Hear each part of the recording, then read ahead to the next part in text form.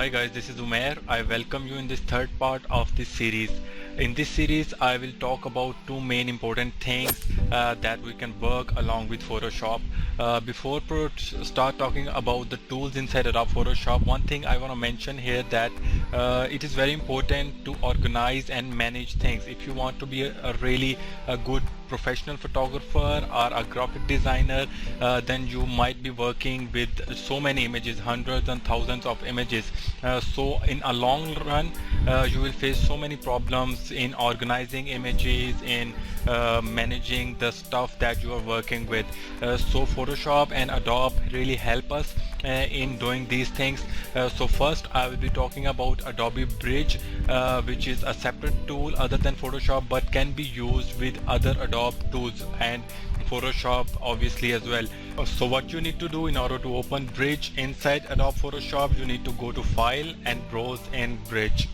I'm not going to introduce you this whole tool. It's not too lengthy, but I would recommend you to watch some tutorial online or see the Adobe documentation about this tool. You will see so many important things about this tool. What it does is it lets you organize things in such a way that you define tags or define keywords on number of or a group of images, or define the ratings, like you want to categorize some number of images to 2-star and other category you define 3 stars, and later on you want to find that these are the images that I applied the 2 stars, and you can search those things with those ratings. Alright, so there are many other things. It detects like with which camera that image was captured. It also tells you each and everything, and there are many other properties that you can add to images. You can extend properties and extend different things.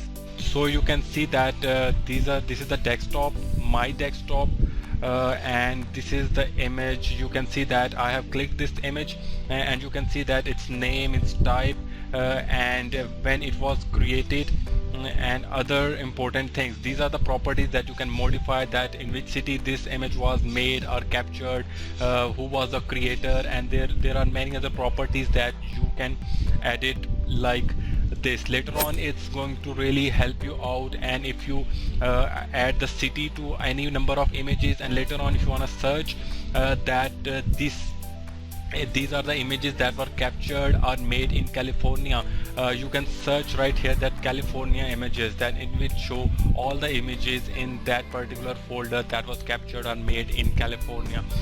So there are many other things that I would like all of you to play with it. So that was all about the Bridge that I wanted to introduce you people. So now let's come to Adobe Photoshop. Another tool that I want to mention along with Photoshop is the Camera Raw tool. Camera Raw tool was previously a separate tool, but as the Adobe keep on progressing, keep on releasing new versions of Adobe products, it combined that Camera Raw tool with the Adobe Photoshop. So in order to open Camera Raw tool inside Adobe Photoshop, what you need to do, you need to first open the image inside Adobe Photoshop, alright, and then you need to go to filter, and this is the tool that you know click. I will click on Camera Raw filter. So this is the tool that was previously a separate, and now it is a one-click tool inside Adobe Photoshop. Before talking about this tool, I just want to mention that what this tool does. It is not the designing tool. It's just used to enhance the exposure, enhance the tints or temperature or luminosity and different other things of your image. So before working with these tools, I just want to introduce you two important concepts, that what is raw image and what are the different types of raw image, like raw capturing and raw processing. So what does raw capturing means? You might be capturing your images with the help of your phone or DSLR camera. It is always recommended that you capture your image with the settings of raw. If you just talk with a photographer, then you must know that that photographer might be capturing the images in the raw format. These are the settings inside the camera that you can change. You can change the camera if you want that camera to capture the JPEG image. You can change the settings to capture PNG image, and most of the photographers and many people recommend to capture in the raw format. So this is called raw capturing. While capturing in the raw format, it keeps and stores the important details of the image which can't be seen with the naked eye, but these are very helpful in order to edit your image. If you want to edit later on, you must capture your image in the raw format. Alright, and what is raw processing? This is the process after capturing the raw image with the help of any existing tool, just like this camera raw tool. You might want to find any mobile application for working with camera raw image. This tool doesn't only edit or process the raw images, but it also edit the non-raw images, just like the JPEG, GIF files, or PNG images. So that's been said, let's go and see what this tool is about. You can see that this is the image of my trip to Naran a month ago. So you can see that it's not so good.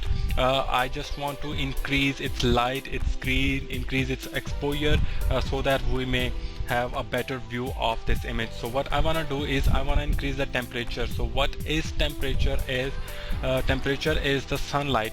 That means it is going to increase its yellow color, and that belongs to the sunlight, sun color. And if you think of a night or evening, you might wanna see the sky, a bluish sky. That's why it has a blue color on the left side and yellow color on the right side. So I will click right here and increase right here. So you can see that its temperature is increased, and it's been more clear, and it's just looking that it's been captured at 1 or 2 a.m. On the day.